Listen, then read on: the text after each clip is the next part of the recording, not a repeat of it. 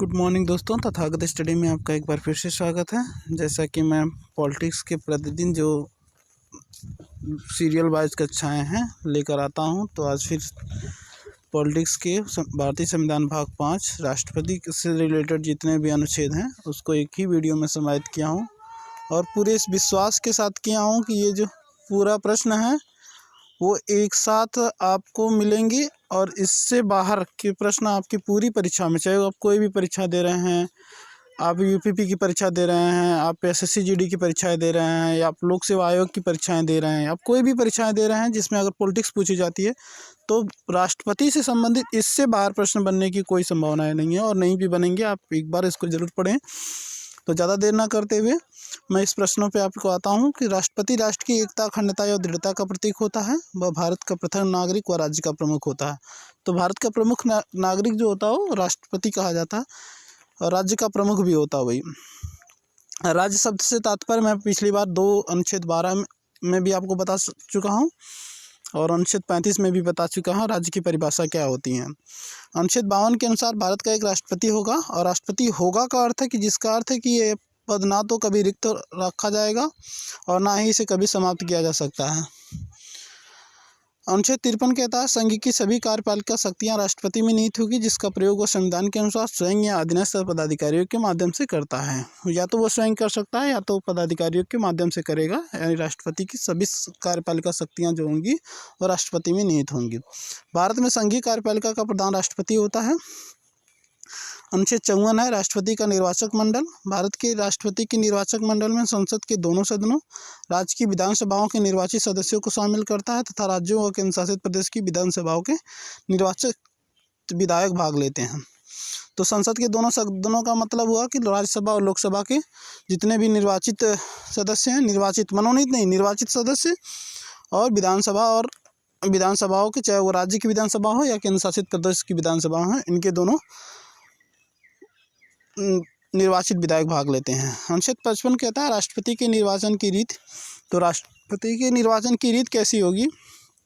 भारत के राष्ट्रपति का चुनाव अप्रत्यक्ष निर्वाचन प्रणाली द्वारा किया जाएगा और संविधान का अनुच्छेद 55 में यह निर्धारित किया गया है कि राष्ट्रपति का चुनाव जो होगा वो आनुपातिक प्रतिनिधित्व से एकल संक्रमणीय मत पद्धति द्वारा होगा।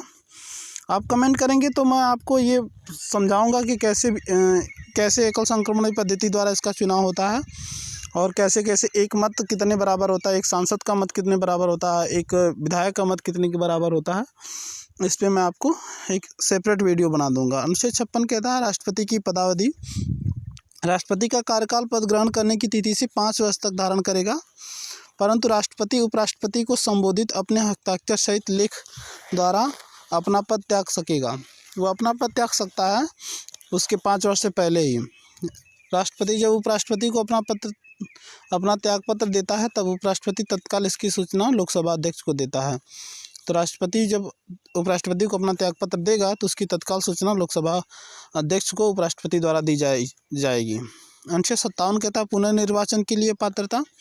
वर्तमान या भूतपूर्व राष्ट्रपति संविधान के अन्य उपबंधों के अधीन रहते हुए इस पद के लिए पुनर्निर्वाचन का पात्र होगा। यानी वह वर्तमान जो, अगर वो त्याग पत्र दे दिया गया तो वो चाहेगा तो 6 महीने के अंदर फिर से राष्ट्रपति पद धारण कर सकता है, या भूतपूर्व राष्ट्रपति भी उसके लिए पात्र होंगे। लेकिन इसमें यह उल्लेख नहीं कि कोई भी व्यक्ति कितनी बार राष्ट्रपति बन सकता है, इसका उल्लेख संविधान में नहीं है। पद रिक्त होने की तिथि से 6 माह के भीतर राष्ट्रपति का चुनाव कराया जाना आवश्यक है। अगर पद रिक्त है तो 6 महीने के भीतर चुनाव कराया जाना आवश्यक है। अनुच्छेद 58 कहता है राष्ट्रपति निर्वाचित होने के लिए अर्हताएँ। तो राष्ट्रपति निर्वाचित होने के लिए देखेंगे निम्न अर्हताएँ हैं। पहली अर्हता ये है कि वह भारत का नागरिक होना चाहिए। दूसरी है वह 35 वर्ष की आयु पूरी कर चुका होना चाहिए। तीसरा है वह लोकसभा का सदस्य निर्वाचित होने की योग्यता रखता हो।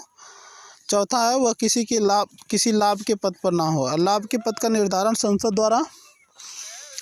द्वारा किया जाता है। वर्तमान में राष्ट्रपति, उपराष्ट्रपति, राज्यों के राज्यपाल और संघ अथवा राज्यों के मंत्रियों के पद को लाभ का पद नहीं माना जाता है। यानी जितने भी इसमें वर्णित किए गए हैं इसको लाभ का पद नहीं माना जाएगा। प्रत्येक उम्मीदवार भारतीय रिजर्व बैंक या सरकारी खजाने में 15,000 रुपये की जमानत राशि जमा करेगा। यदि कोई उम्मीदवार द्वारा कुल वैध मतों का 1/6 भाग मत प्राप्त नहीं करता है तो उसकी जमानत राशि जो होगी वह जब्त हो जाती है। अनुच्छेद 59 कहता है राष्ट्रपति के पद के लिए शर्तें। राष्ट्रपति को निःशुल्क शासकीय निवास राष्ट्रपति भवन उपलब्ध होता है, उसका कोई चार्ज नहीं है। राष्ट्रपति उन सभी उपलब्धियों, भत्तों और विशेषाधिकारों का हकदार होगा जो संसद द्वारा समय समय पर निश्चित किए जाएंगे। राष्ट्रपति का जो वेतन है, भत्ता और पेंशन अधिनियम 2008 के अनुसार 1.5 लाख रुपये था। वर्तमान में राष्ट्रपति का वेतन 5 लाख रुपये कर दिया गया है।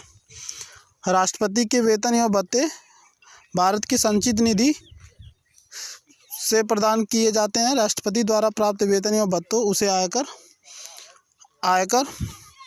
नहीं देना पड़ता है। अनुच्छेद 60 राष्ट्रपति द्वारा शपथ या प्रतिज्ञा। राष्ट्रपति का वेतन, भत्ता और पेंशन अधिनियम 2008 के अनुसार 15,000 रुपये था। वर्तमान में राष्ट्रपति का वेतन जो है 5 लाख रुपये कर दिया गया।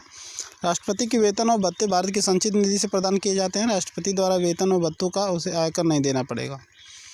अनुच्छेद 60 है राष्ट्रपति द्वारा शपथ या प्रतिज्ञा। राष्ट्रपति को शपथ उच्चतम न्यायालय के मुख्य न्यायाधीश द्वारा दिलाई जाती है। अनुच्छेद 61 है राष्ट्रपति पर महाभियोग। राष्ट्रपति को संविधान का अतिक्रमण करने पर संसद द्वारा एक विशेष प्रक्रिया से उसे पद से हटाया जा सकता है, इसे महाभियोग कहा जाता है। राष्ट्रपति के विरुद्ध महाभियोग संसद द्वारा चलाई जाने वाली एक अर्ध न्यायिक प्रक्रिया है। राष्ट्रपति पर महाभियोग की प्रक्रिया अमेरिका के संविधान से ली गई है। यह किसी भी सदन से प्रारंभ हो सकता है और जिस सदन में यह प्रस्ताव किया गया है उसे 1/4 सदस्य के हस्ताक्षर होने चाहिए। आरोप के आशय की सूचना राष्ट्रपति को 14 दिन पहले दी जानी चाहिए। महाभियोग के प्रस्ताव को 2/3 बहुमत से पारित होना अनिवार्य है। अनुच्छेद 62 कहता है राष्ट्रपति का पद रिक्त होने की स्थिति में उसे भरने के लिए निर्वाचन करने का समय और आकस्मिक रिक्ति को भरने के लिए निर्वाचित व्यक्ति की पदावधि।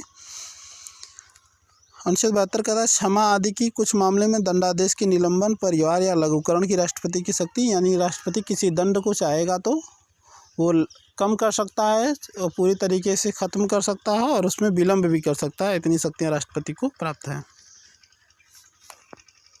धन्यवाद।